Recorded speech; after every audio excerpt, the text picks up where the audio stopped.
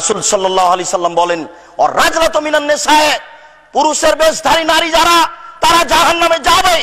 যারা পুরুষের জুতা স্যান্ডেল পরে, যারা পুরুষের শার্ট প্যান্ট পরে, যারা পুরুষের গেঞ্জি গায়ে দিয়ে চলে, তারা জাহান্নামে যাবেই।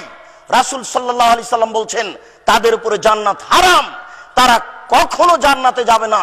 যারা পুরুষের পোশাক পরে চলে তারা জাহান্নামে যাবেই।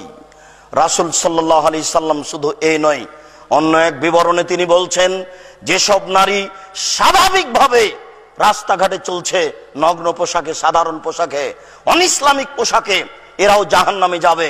তিনি বলেন, নেসাউন, মহিলা, কাসিয়াতুন, কাপড় পরে থাকে, আর এতুন, উলঙ্গ।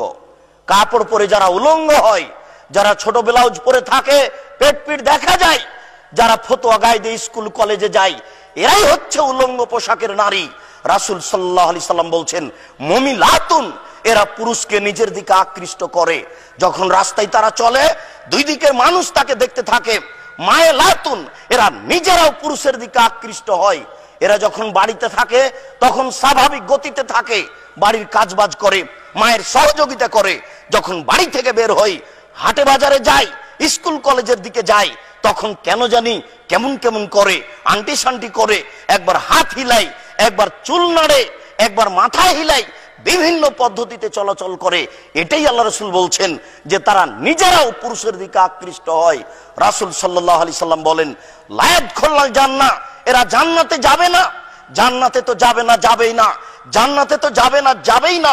ওয়ালা ইয়াজিদনা রিহাহা, এরা জান্নাতের গন্ধ পাবে না। ফাইনা রিহাহা তুজাদু মিন মাসরাতি কাদা ওয়া কাদা, যে জান্নাতের গন্ধ 1 বছরের দূরত্ব পথ থেকে পাওয়া যায়। এটা জান্নাত। এখান থেকে একটা দ্রুতগামী ঘোড়া দৌড়াতে আরম্ভ করেছে, 1 বছর দৌড়িয়ে যত পথ যাবে, সেই পথের মাথায় যদি একজন লোক দাঁড়ায়, তাহলে জান্নাতের গন্ধ পাবে। এইসব নারী জান্নাতে তো যাবে না, যাবে না, জান্নাতের গন্ধও পাবে না।